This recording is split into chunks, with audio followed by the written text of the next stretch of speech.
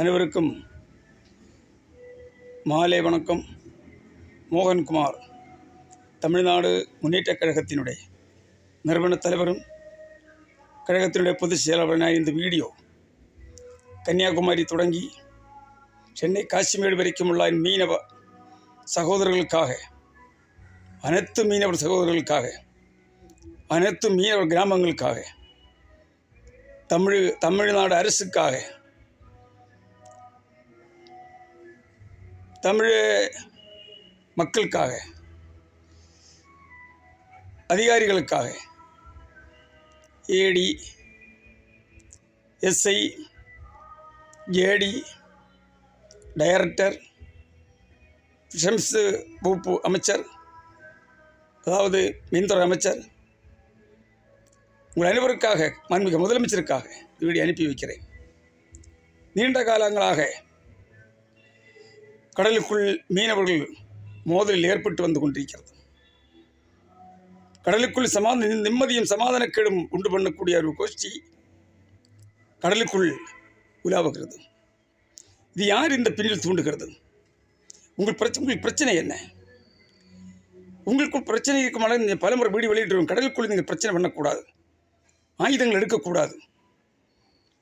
நீங்கள் ஒருவருக்கு ஒரு ஒதுங்கி கரைக்கு வந்து வர வேண்டும். சம்பந்தப்பட்ட அதிகாரிகள் அரசு இருக்கிறது, பஞ்சாயத்துக்காரர் இருக்கிறது, நாட்டாமை இருக்கிறது. அவர்களும் பேசி அந்த பிரச்சனைக்கு நிரந்தர தீர்வு காண நீங்கள் முயற்சிக்க வேண்டும். ஏன் எதுக்கு நீங்கள் ஆயுதம் எடுக்கிறீர்கள்? இது எங்கள் ஊர், எங்கள் கடல், எங்கள் எல்லைக்குள்ள நீ வரக்கூடாது, நீ அங்கே வரக்கூடாது, இங்கே வரக்கூடாது, இங்கே மீன் பிடிக்கக்கூடாது, அங்கே மீன் பிடிக்கக்கூடாது. அதெல்லாம் செயலற்ற ஒரு வார்த்தை. அதுக்கும் தொழிலுக்கும் சம்மந்தமே கிடையாது. கடல் எல்லோருக்கும் சொந்தம், எல்லா மக்களுக்கும் சொந்தம். மீன் எங்கே படுதோ அங்கே போய் பிடிக்கிறதுக்கு உரிமை இருக்கிறது. ஏன் வெளிநாடு போகலையா இங்கிருந்து மீன் பிடிக்க? ஏன் மீனவ சகோதரிகள் இந்தியா எல்லையை விட்டு மீன் பிடிக்க போகவில்லையா? வெளிநாடுகளில் தொழில் செய்யவில்லையா? எல்லாம் மீன் எங்கே படுதோ அந்த இடத்துல தான் இழுவ வேலையானாலும் சரி, எந்த தொழிலாளி கொண்டு வந்து தூண்டியானாலும் சரி, மீன் பிடிக்க அந்தந்த வெளி மாநிலங்கள் ஊர்கள் செல்லத்தானே செய்கிறீர்கள். எதுக்கு நீங்கள் ஒருவருக்கு ஒருவர் மோதிக்கொள்கிறீர்கள்? ஒரு 2 மீனுக்காக எதுக்கு அந்த நட்பை, அந்த அன்பை கெடுக்கிறீர்கள்? ஏன் சகோதர பாசத்தை கெடுக்கிறீர்கள்? நீங்கள் எல்லாம் மீனவர்கள் அல்லவா? ஒரு தாய் பிள்ளைகள் அல்லவா? உங்கள் கிராமங்களில், பட்டணங்களில் சந்தோஷமாக நிம்மதியாக அண்ணன், தம்பி, மச்சான், மாமா, மருமக்களை போல வாழ வேண்டியவர்கள் நீங்கள். உங்களை வைத்து முதலெடுக்கக்கூடியவர்கள் யார் என்பதை நீங்கள் தெரிந்து கொள்ள வேண்டும். சுருக்கும்படி, காலகால சுருக்கும்படி தொழில் செய்வதற்கு அனுமதி இருக்கிறது, சுப்ரீம் கோர்ட் அனுமதி இருக்கிறது. நான் விளக்கப்படுத்துகிறேன். ஏடிக்கு ஒரு ஆர்டர், மாவட்ட ஆட்சித்தலைவருக்கு ஒரு ஆர்டர், அரசுக்கு ஒரு ஆர்டர். இது என்ன நாடகம் நடக்கிறீர்கள் இந்த தமிழகத்தில்? மீனவர்களுக்கு இடையில் தடை செய்யப்பட்ட விலை எது? உலகம் தடை செய்யப்பட்ட விலை எது உங்களுக்கு தெரியுமா? சுருக்குவேலை எங்கேயும் தடை செய்யவில்லையே. சுருக்குவேலை கொண்டு யாருக்கும் தோஷம் கிடையாது, யாரை வாழ்வாதாரம் இழந்து போகாது. அது 10 ரூபா காய் சம்பாதிக்கக்கூடிய தொழில். அந்த தொழில் அந்தந்த கிராமங்களிலும், பட்டணங்களும், மாவட்டங்களில் எல்லாம் நீங்கள் அந்த விலைகளை கூட்டி அந்த சீசன் கணக்கு பண்ணி தொழில் செய்யுங்க. உங்கள் ஊரில், உங்கள் இடத்தில் தேவையில்லாத பம்புகள் எடுத்து வைக்காதீர்கள், தொழிலை கெடுக்காதீர்கள். இது முகாந்திரம் கோர்ட்டும் அரசும் அதிகாரிகளும் சும்மா இருக்கும் என்று நீங்கள் நினைக்கிறீர்களா? உங்களை தூண்டியது யார்? கடலுக்குள் பிரச்சனை உருவாக்குறது தூண்டினார்.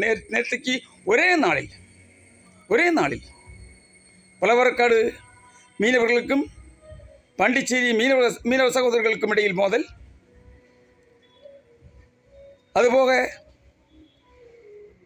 நேற்று ஒரே 3 இடத்தில், அதாவது 3 இடத்தில் இந்த பிரச்சனை உருவாக்கிறது ஒரே நாளில். யார் இந்த பின்னில்? நீங்கள் யோசிக்க வேண்டும். வலையை அப்புறப்படுத்துறது, வலையை பறிமுறைப்படுத்துகிறது, கரை கொண்டு செல்லுறது உங்களுக்கு அதிகாரம் கொடுத்த யார்? ஏடிக்கு சுப்ரீம் கோர்ட் ஆர்டர் தெரியுமா? டைரக்டருக்கு தெரியுமா? கேளுங்க, நான் ஆஜர்படுத்துகிறேன் சுப்ரீம் கோர்ட்டுடைய விதி, அந்த ஆர்டர் எப்படி இருக்குன்று.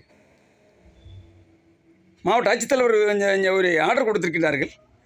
12 நாட்டுக்கு மேலே செல்ல வேண்டும். யார் செல்ல வேண்டும்?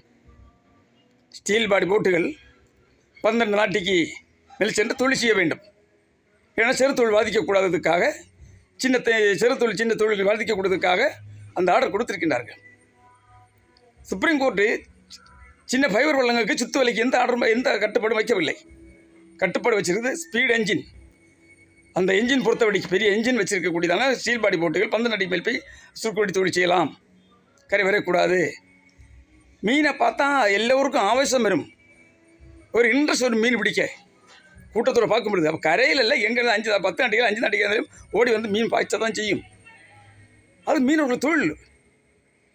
அதுக்காக இப்படி சண்டை போடணுமா? ஒருவருக்குள் அடிக்கணுமா? நாமல் யாரு? ஏன் மீனவர் அமைப்புகள் இல்லைங்க, சங்கங்கள் இல்லைங்க. ஆகையால் தேவையில்லாத பிரச்சனைகள் போக வேண்டாம், தேவையில்லாத பிரச்சனைகளை இழுத்து வைக்க வேண்டாம். மீனவ கிராமங்கள் ஒன்று சேர வேண்டும். இந்த பிரச்சனைகளை பெருசாக்க வேண்டாம். நீங்கள் ஒருவர் பேசி நீங்கள் சமாதானத்தை உண்டு பண்ணி நீங்கள் தொழில் செய்வதற்கு வழிமுறைகளை செய்ய வேண்டும். அதுதான் தமிழ்நாடு முன்னேற்றக் கழகத்தினுடைய கருத்து, அதுதான் எங்களுடைய இது. ஆகையால் பறிமுதல் செய்யப்பட்ட வலைகளை எல்லாம் அரசும் அதிகாரிகளும் அந்தந்த மீனவர்கள் ஒப்பு கொடுத்து திருப்பி கொடுக்க வேண்டும். அவருக்கு தொழில் செய்வதற்கு வழிமுறை செய்ய வேண்டும், சமாதானத்தை உண்டு பண்ண வேண்டும். மேற்கொண்டு இப்படிப்பட்ட பிரச்சனை நடக்காமல் நீங்கள் அந்த சமாதானத்தையும் கடைபிடித்து கொண்டு எல்லோரும் அன்பாக இருந்து ஒற்றுமையாக இருந்து மீன் தொழில் செய்யுங்கள். உங்கள் தொழில்களை கொண்டு உங்கள் குடும்பங்களை நடத்துங்கள்.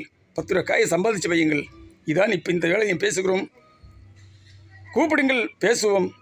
பிரச்சனைகளின் நிரந்தர முடிவு காண நம்ம முடிவு கட்டுவோம்.